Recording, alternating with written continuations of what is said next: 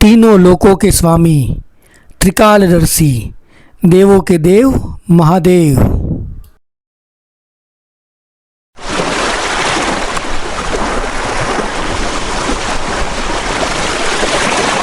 आज हम आपको एक ऐसे मंदिर लेकर आए हैं जहां पर सागर स्वयं 2 बार शिवजी का जलाभिषेक करते हैं। यहाँ पर जो शिवलिंग स्थापित है वो दिन में 2 बार पूरी तरीके से जलमग्न हो जाता है। ऐसा कहते हैं कि ये मंदिर आदिकाल का है, बेहद ही प्राचीन है। यहाँ तक कि स्कंद पुराण में भी इसके बारे में वर्णन मिलता है। लेकिन क्या वाकई ही ये संभव है और किस तरीके से आंखों के सामने ओझल हो जाते हैं महादेव?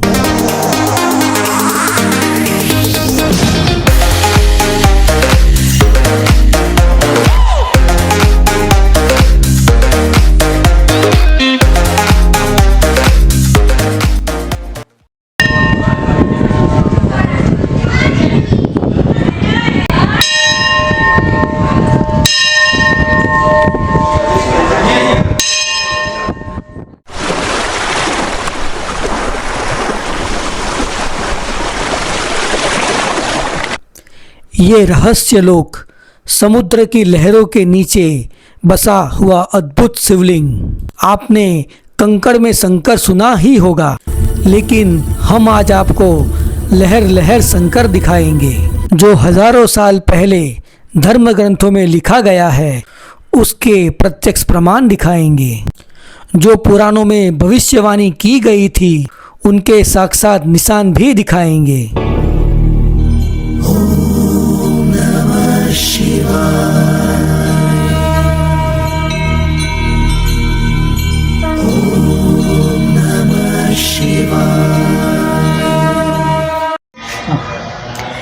Good morning guys. तो आज हम आए हैं स्तंभेश्वर महादेव, जो कावी कंबोई के पास में है। अभी स्तंभेश्वर महादेव के सामने हम खड़े हैं और पंडित जी से पूछते हैं उसका इतिहास। हर हर महादेव, ओम नमः शिवाय। सभी भक्तों को जय महादेव। आज माताजी से हमारी वार्ता हो रही है। ये जानना चाहती हैं श्री स्तंभेश्वर महादेव के बारे में कि इसका वर्णन कहाँ पर आया है और क्या इनकी महानता है, क्या प्राचीनता है। तो हम इनको बताना चाहते हैं कि जो स्तंभेश्वर का वर्णन आया है, श्री कुमारी का खंड के श्री स्कंद महापुराण में इसका वर्णन आता है। 500 पेजों का इनका इतिहास है, पूरा लिखा हुआ है। 18 महापुराणों में से एक महापुराण आता है, स्कंद महापुराण। तो उसके कुमारी का खंड में श्री स्तंभेश्वर महादेव का वर्णन आता है। उसमें ऐसा वर्णन आता है, ऐसा लिखा हुआ है, श्री कुमार कार्तिकेय भगवान ने इनकी स्थापना की थी। तारकासुर नामक एक राक्षस था, उसका वध करने के भगवान ने बाद में भगवान श्री स्तंभेश्वर महादेव की उन्होंने स्थापना की, जो कि महिसागर के गुप्त तीर्थ के तट पर बना हुआ है। आप सभी लोग भगवान के दर्शन कर रहे हैं। सामने मंदिर बना हुआ है। ये दिन में 2 बार जल में जाता है, मंदिर फिर वापस निकल के आता है। 6 घंटे के लिए डूबता है, फिर से 6 घंटे के लिए दर्शन देता है। पूरा जलमग्न हो जाता है। हाँ, पूरा जलमग्न हो जाता है जी। ये जितना भी आपको दिख रहा है, यहाँ पे चारों तरफ पानी आ जाता है जी। तिथियों के हिसाब से पानी आता है।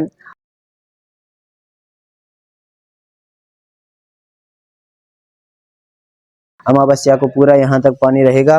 फिर अमावस्या के बाद में पंचमी तक भरा रहेगा पानी। पंचमी के बाद में ये अपनी जैसे चंद्रमा अपनी कलाएं बदलता है, उसी तरीके से ये समुद्र भी अपनी कलाएं बदलता है जी। तो पंचमी के बाद में एकादशी तक एक पानी कम होता जाएगा। एकादशी के बाद में पुनः पानी बढ़ना चालू होता है, तो फिर से यहाँ तक पानी आता है। ऐसी समुद्र देवता की भी महिमा है जी। और क्या कहते हैं, ये जो जितना भी आपको क्षेत्र दिख रहा है, ये कपिल क्षेत्र है। यहाँ भगवान कपिल मुनि ने भी तपस्या की थी जी। तो इसलिए इस क्षेत्र को कपिल क्षेत्र भी कहते हैं। तो यहाँ पे नारद मुनि ने ये सब स्थापना की थी, गाँव की स्थापना की थी। यहाँ पे कई दूर से ब्राह्मणों को बसाया था भगवान की सेवा करने के लिए। जो भी यहाँ पे भक्त आते हैं, उनके कार्य सिद्ध होते हैं। इनके दर्शन मात्र से ही भगवान, और यहाँ पे स्नान करने का भी बहुत बड़ा महत्व है, क्योंकि जैसे प्रयागराज में 3 नदियों का संगम होता है, यहाँ पे 9 नदियों का संगम होता है जी। अब जब आप स्कंद महापुराण पढ़ेंगे तब आप पंडित जी, ये पूरा कौन सा एरिया, मतलब कौन सा लगता है? ये महिसागर लगता है जी। पूरा महिसागर लगता है। महिसागर लगता है। जितना भी आपको दिख रहा है, यहाँ पे 9 नदियों का संगम होता है जी। नर्मदा है, मही नदी है, बेशवा है, साबरमती, ऐसी 9 नदियों का यहाँ पे संगम होता है। जी। जिस तरीके से प्रयागराज का बहुत बड़ा महत्व है, तीर्थों का राजा जैसे प्रयागराज बताया गया है, उसी तरह इसको भी बहुत बड़ा, इस तीर्थ को भी बहुत बड़ा महत्व दिया गया है। जी, 18 महापुराणों में, स्कंद महापुराण में इसका बहुत अच्छा से उल्लेख दिया गया है। आप पढ़ेंगे तो सबको समझ में आता है। जिसने इसको जाना है वो यहाँ पे आके अपना पितृतर्पण भी करते हैं, श्राद्ध कर्म भी करते हैं। जी, जो एक बार यहाँ पे दर्शन करने आता है उसके सभी दोष मुक्त हो जाता है, क्योंकि जब भगवान कार्तिकेय भगवान के दोष मुक्त हो सकते हैं, ब्रह्म हत्या से पाप छुटकारा मिल सकता है, तो हम तो तुच्छ प्राणी हैं। बिल्कुल बिल्कुल जी। तो फिर इसीलिए कहा गया है कि इधर आने से हमारी सभी मनोकामनाएं पूर्ण होती है। तो आज हम स्तंभेश्वर महादेव के दर्शन करेंगे। यहाँ महादेव प्रतिदिन 2 बार जल में अंतर्ध्यान हो जाते हैं। हम आपको लेकर चलेंगे शिवजी के ऐसे धाम जहाँ महादेव भक्तों को दर्शन देकर रात भर के लिए समुंदर के नीचे समाधि में चले जाते हैं। महादेव 6 घंटे जल में रहते हैं और 6 घंटे भक्तों को दर्शन देते हैं। यहाँ पर महादेव के दर्शन सिर्फ और सिर्फ महादेव की मर्जी से ही हो सकते हैं। आँखों से जो दिखता है वो भ्रम नहीं है, वो एक सत्य है, एक ऐसा सत्य जो शिव भी है और सुंदर भी है। स्कंद पुराण के प्राचीन ग्रंथ में श्री स्तंभेश्वर महादेव का वर्णन किया गया है। इसके बारे में लिखा गया है, यानी कि भले ही एक मंदिर के तौर पर पहचान हो जो दिन में 2 बार जलमग्न हो जाता है, लेकिन इसका जो प्राचीन इतिहास है वो भी बहुत बड़ा है। वेद पाठ का जो कार्यक्रम है वो भी यहाँ पर बहुत अच्छा लगता है। जब समुद्र में ज्वार भाट आता है उस वक्त समुद्र आता है ऊपर और ये भगवान शिव का जो मंदिर है वो समुद्र के नीचे आ जाता है, और पानी जब कम होता है तो वापस प्रभु के दर्शन हो पाते हैं।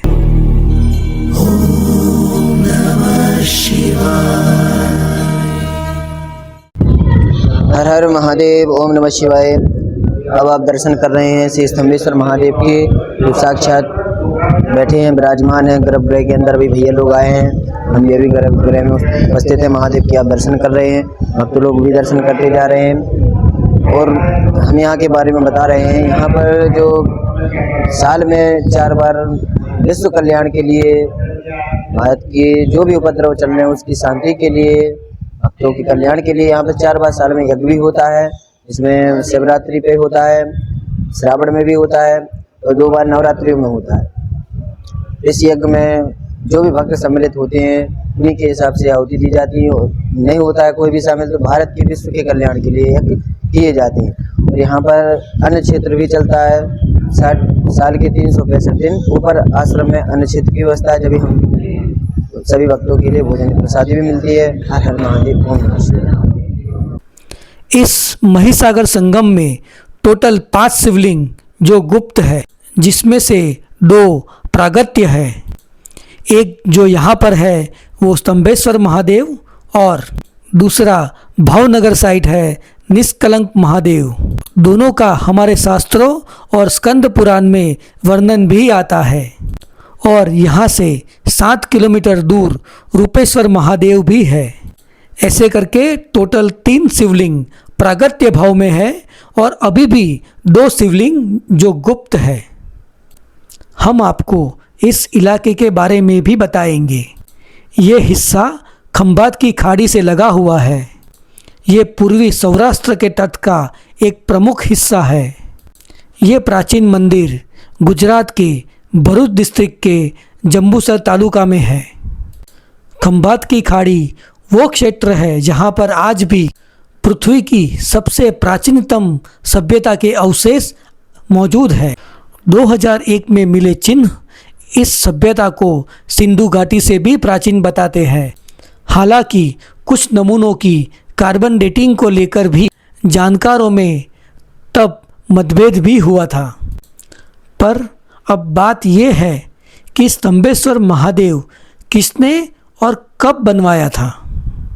ये शिवलिंग कितना पुराना है, स्तंभेश्वर महादेव की महिमा क्या है।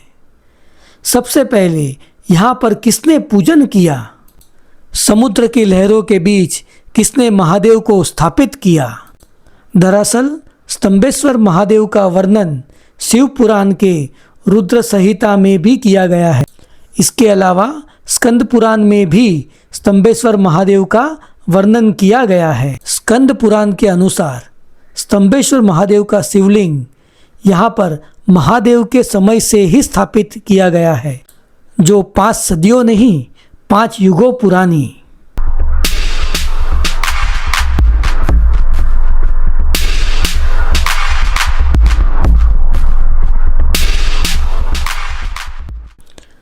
हजारों लाखों साल पहले जब सतयुग का समय था, तब भगवान कार्तिक स्वामी का अवतार हुआ और वो अवतार तारकासुर का वध करने के लिए ही हुआ था।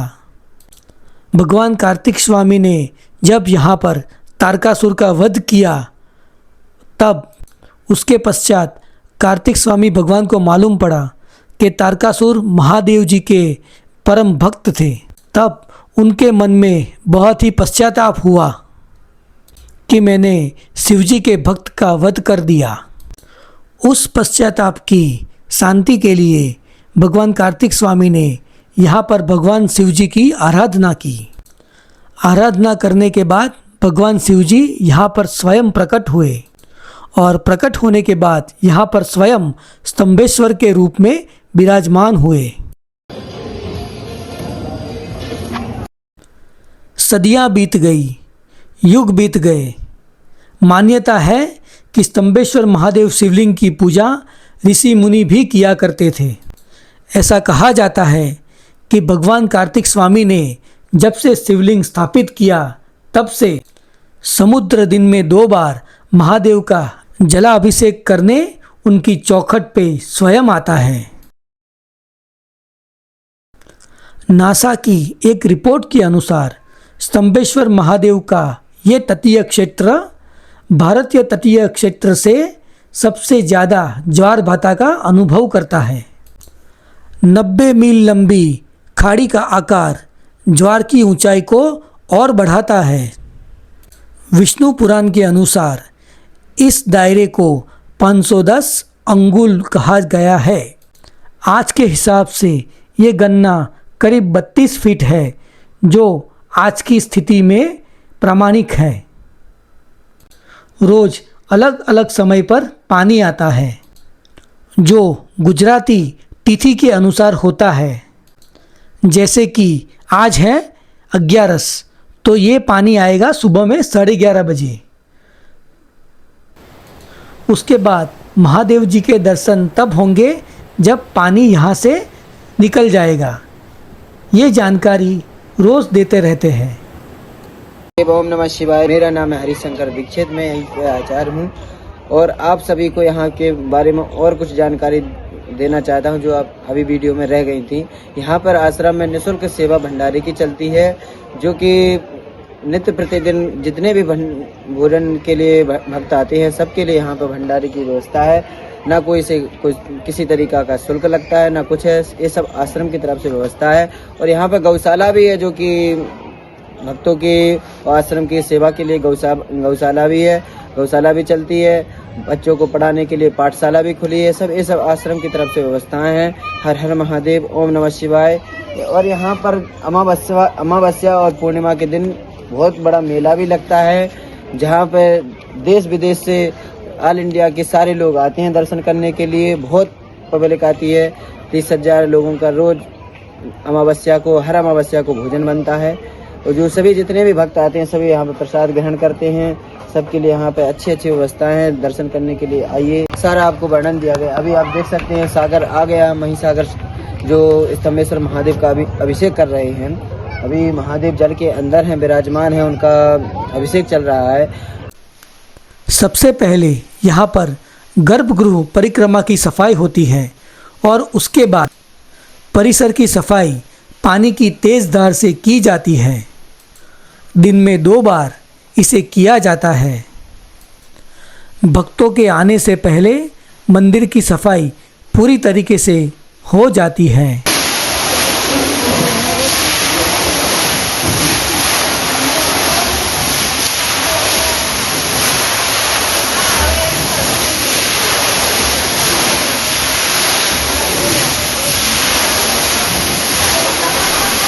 जैसे ही पानी उतर जाता है, मंदिर की सफाई के बाद भक्त जो भी आते हैं वो महादेव जी के दर्शन करते हैं।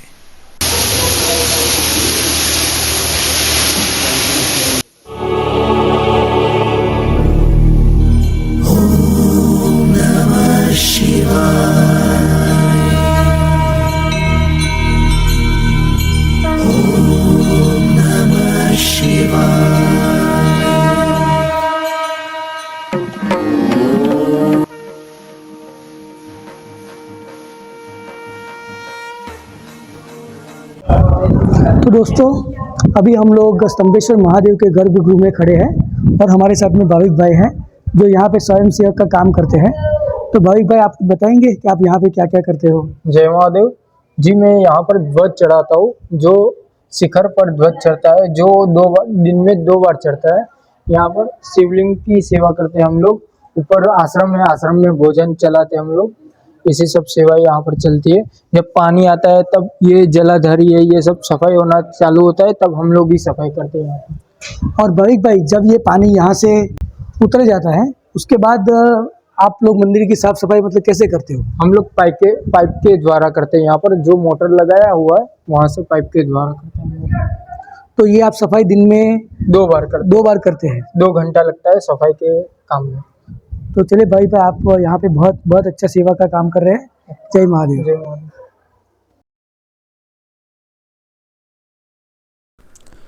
जिन भक्तों को दर्शन का अवसर मिल जाता है वो स्वयं को धन्य समझता है, क्योंकि वो देख चुका है कि कुदरत का अद्भुत नज़ारा।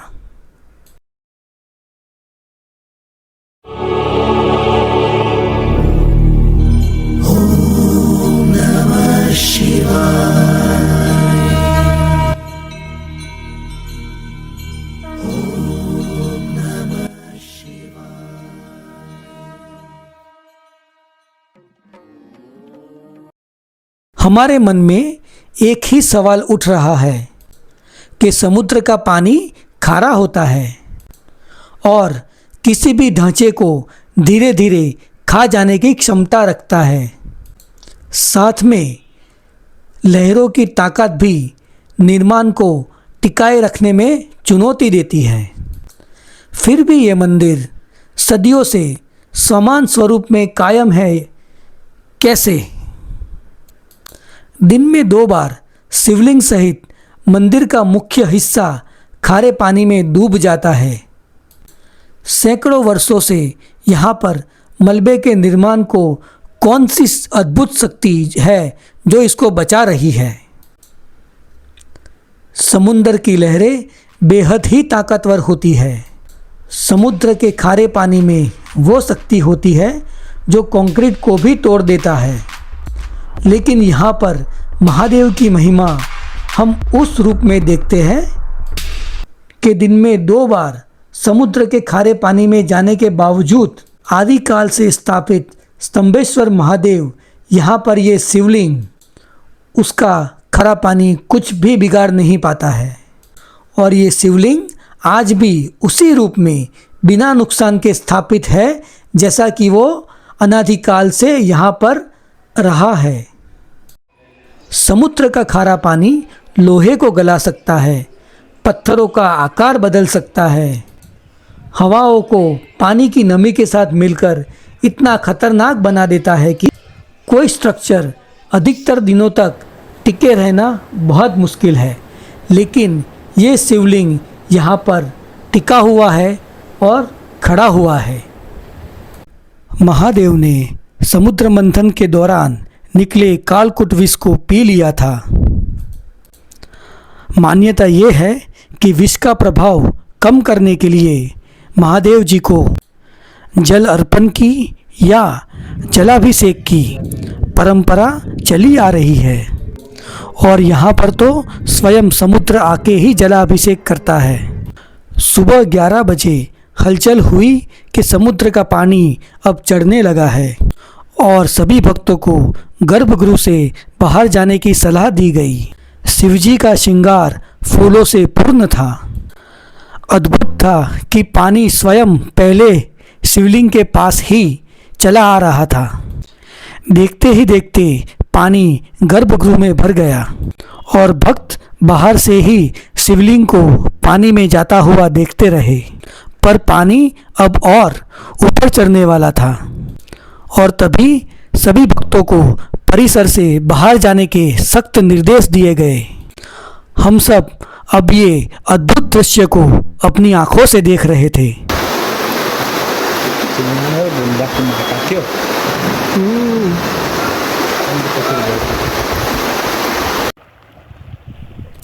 ये दृश्य अकल्पनीय था। समुद्र का पानी अब उतना ऊपर चढ़ गया था कि अब सिर्फ मंदिर की छत ही दिख रही थी। यहाँ पर शिवरात्रि के दिन करीब 20,000 भक्त दर्शन के लिए आते हैं। यहाँ पर हर शिवरात्रि, अमावस्या और पूर्णिमा के दिन मेला लगता है। किसी को भी किसी प्रकार के रोग हो, दोष हो, उन सब से यहाँ पे मुक्ति मिलती है। यहाँ के वातावरण में परिस्थिति ही ऐसी है कि यहाँ पर महादेव जी के पूजन अर्चन सबसे अलग तरीके से होते हैं। 24 घंटे बहती हुई तेज़ हवाओं से यहाँ पर आरती करने में भी दिक्कत आती है। यहाँ केवल पूजा ही नहीं, परंपरा भी निभाई जाती है और वो भी पूर्ण रूप से। जब पानी चढ़ना शुरू हो जाता है तो उससे पहले हर बार शिवलिंग से लिपटे हुए सर्प को हटा दिया जाता है और पानी उतरने के बाद वापस स्थापित किया जाता है।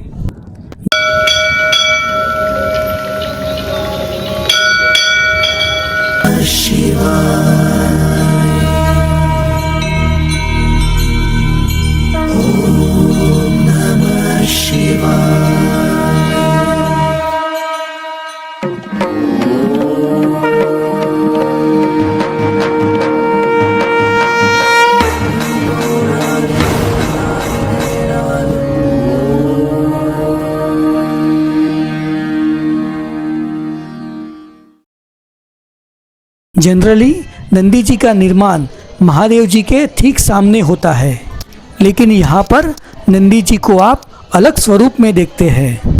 पूजा के समय जल अभिषेक किया जाता है तो वो भी खारे पानी से ही किया जाता है। खारे पानी से जल अभिषेक किया जाने वाला दुनिया का ये एक लौता शिव मंदिर है।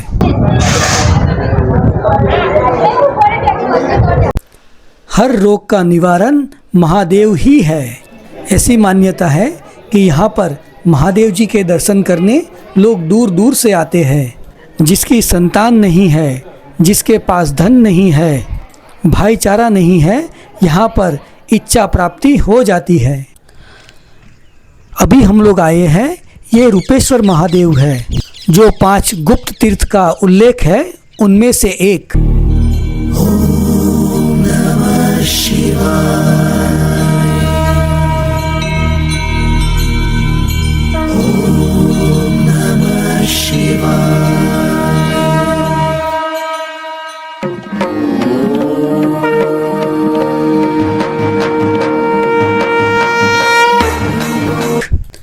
मान्यता ये है कि एक समय पर इस मंदिर तक भी पानी आता था और यहाँ पर भी शिवलिंग का जलाभिषेक स्वयं समुद्र करता था।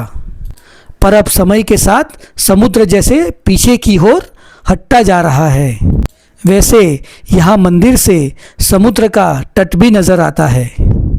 मान्यता ये है कि भगवान कार्तिकेय ने तारकासुर का वध करने के बाद स्तंभेश्वर महादेव का निर्माण किया था, लेकिन तारकासुर के वध के पहले भगवान कार्तिकेय ने रूपेश्वर महादेव का निर्माण करके यहाँ पर तारकासुर का वध करने की प्रतिज्ञा ली थी।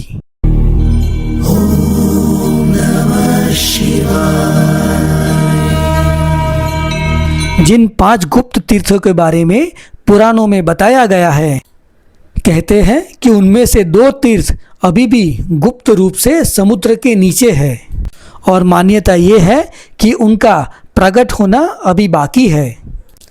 रूपेश्वर महादेव के नीचे ये नदी जो आपको दिखाई दे रही है, ये इस बात का जवाब है कि क्यों ये 5 गुप्त तीर्थ यहीं पर स्थापित किए गए थे। ये मही नदी है और इस नदी के किनारे जो मंदिर है वो मही माता का मंदिर है। जब मही नदी सागर में मिल जाती है तो मही सागर का ये क्षेत्र बनता है जिसे पृथ्वी में सबसे पवित्र स्थलों में माना जाता है। तो दोस्तों, जैसे कि आपने देखा, हम लोगों ने आपको स्तंभेश्वर महादेव का एक प्राचीन इतिहास, उसकी पूरी प्रथा, उसकी पूरी परंपरा के बारे में आपको बताया। आपको ये वीडियो कैसा लगा प्लीज़ कमेंट ज़रूर कीजिए। कमेंट में लिखिए हर हर महादेव। अगर आपको वीडियो अच्छा लगा है तो वीडियो को लाइक कीजिए, वीडियो को शेयर कीजिए अपने दोस्तों और फैमिली में। हर हर महादेव।